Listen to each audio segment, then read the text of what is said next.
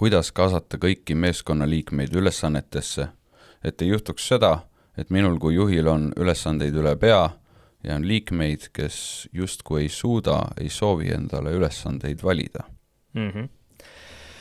Eks esimene samm, kui ma tuvastan juba, et selle jaoks, et üldse tuvastada ülesannete hulka ja kuhu kohta neid kõige parema nii-öelda saata on vaja kõigepealt, me kutsume seda eemaldumiseks, on vaja astuda korraks samm tagasi ja kõigepealt on vaja rahuneda. Kui sa oled emotsionaalne, siis igasugune suur hulk ülesandeid, olgu siis suur või väike, võib tunduda niivõrd suur, et sa ei ole võimalik sellest otsuseid teha häid, eks kõigepealt on vaja rahuneda.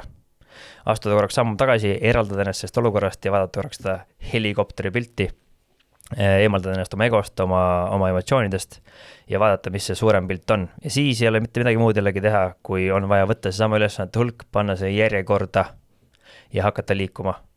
Ja kõiki asju ei jõuagi ära teha, see ei ole võimalik.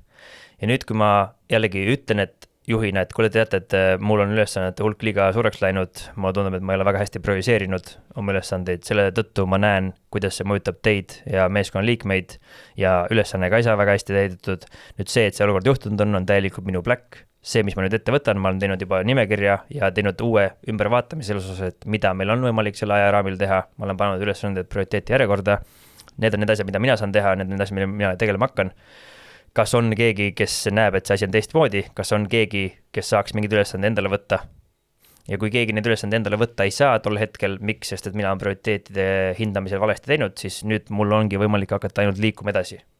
Ja nüüd ma saan ise anda need ülesandeid ja määrata inimestele. Kuule, et see on asi, mis mul tundub, et sa oled väga hea selles, kas saaksid selle endale võtta? Ja nüüd, kui ütleb, et ei saa, siis okei, kas tal on näiteks töölaual liiga palju ülesandeid, sest et ma varasemalt olen andnud liiga palju ülesandeid ja ise ei ole väga head tööd teinud prioriseerimisega. Ehk siis ma saan aidata tal leida sellest töölauas siis ruumi ja aidata tal teha korrektuure oma töölauale.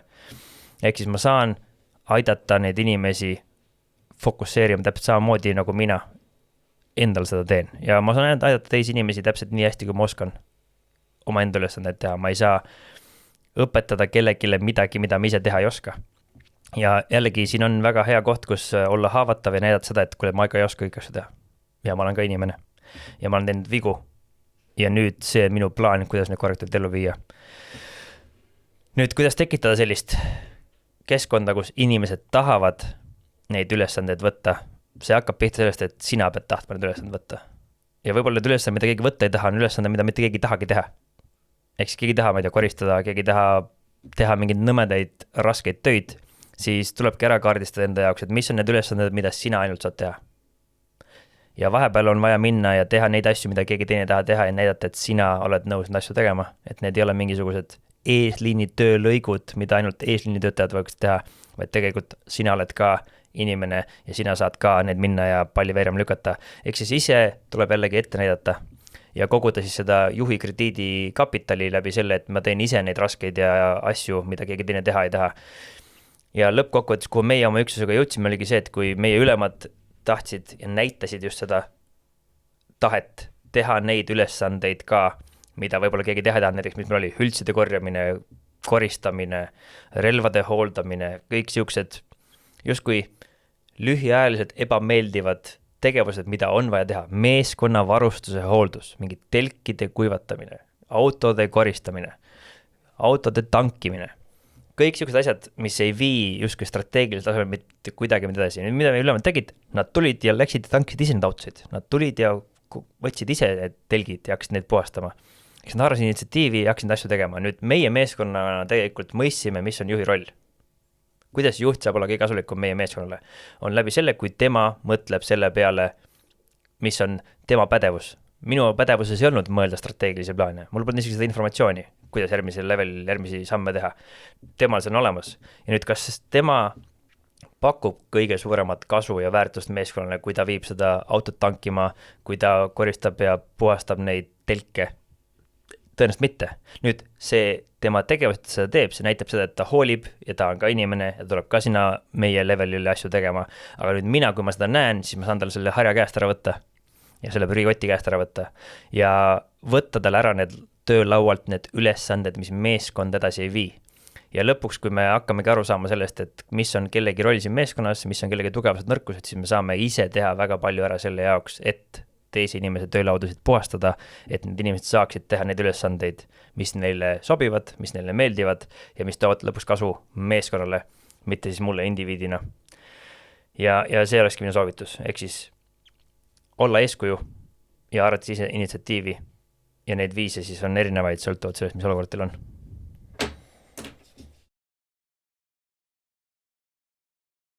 Kui see, mida sa vaatasid või kuulasid, oli kasulik sulle, siis kindlasti hakkame jälgijaks, subscribe'i ja pane endale meeltuletus, sest et iga teisipäev kell 12.00 on meil siin lühike õpiamps tulemas, mida sa saad vaadata ja igal laupäev kell 10 on siis selline pikk vestlus, pikemas formaadis, kus me räägime juhtimisest, ärist, elust ja kõigest muust paremast, mis pähe tuleb. Nüüd kõige olulisem sõnum minul sinule tegelikult on see, et ma sooviks, et sa mõtleksid ise, et tavaliselt öeldakse, et vaata järgmist videot ja klikid siia või kuhu iganes kohta, siis mina ütlen, et enne kui sa kuhu üldse klikkima hakkad, siis mõtle, kas sul on päriselt seda asja vaja. Sest tõenäosus on see, et see, miks sa sinna järgmisele videole klikid, on juba vabandus. Ja mille kohta see vabandus on? Ehk siis sa tahad õppida juurde, aga tegelikult sa juba tead, sa oled ära õppinud kõik asjad ja sul oleks vaja tegutsema hakata, mitte siin üldse rohkem videosid vaadata. Ja kuna see algoritm on niivõrd võimas, ma ise olen lasknud selle ennast juhtida ja tõenäoliselt lasen ka tulevikus, sest see on lihtsalt niivõrd efektiivselt üles ehitatud. Aga mina ei taha lasta algoritmil oma elu juhtida ja ma loodan, et sina ka ei taha. Ja emotsioonid on lühiajaline mõtleja, et emotsiooni peale klikkida seda järgmist videot ei ole väga kasulik pikaajaline otsus. Ehk järg laske oma taktikalisel mõtlemisel üle võtta, sellel emotsionaalsel mõtlemisel, vaid laske oma tugevusel tõusta välja, ehk siis mõttevõimel ja tehke strateegilisi otsuseid.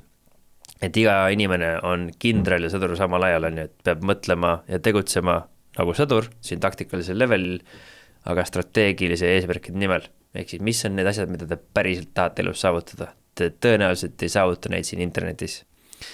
Eks järgi muutuge robotiteks, see oleks kõige hullem asi, ärge laske seda vabadust endalt ära võtta, seda on lihtne ära võtta, sest et me võitleme väga efektiivsete vastaste vastu nii-öelda, või vähemalt mina võitlen oma peas.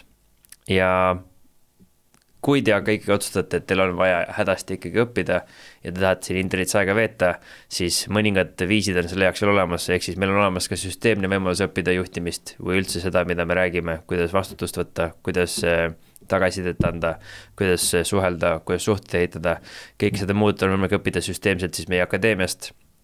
Ja kui teil on küsimusi, siis kindlasti kirjutage kõik lingid, mida me kõike veel teeme. Me teeme noortel asju, me teeme täiskasvanute asju, me teeme internetis asju, me teeme päris elus asju. Kõik need lingid on video all ja sealt leiate informatsiooni, keda huvitab. Ja minu viimane lõppu sõnum on see, et internet ei ole elu. YouTube ei ole elu, Spotify ei ole elu, mitte kusagil mujal ei ole elu kui päris elus. Nii et minu soovitus on teile, et õppige siit, leidke võimalik kiiresti need vastused ja siis minge rakendama neid, sest et ainukene viis tagasi, et saada on päris elust. Ja siis, kui te tegutsete.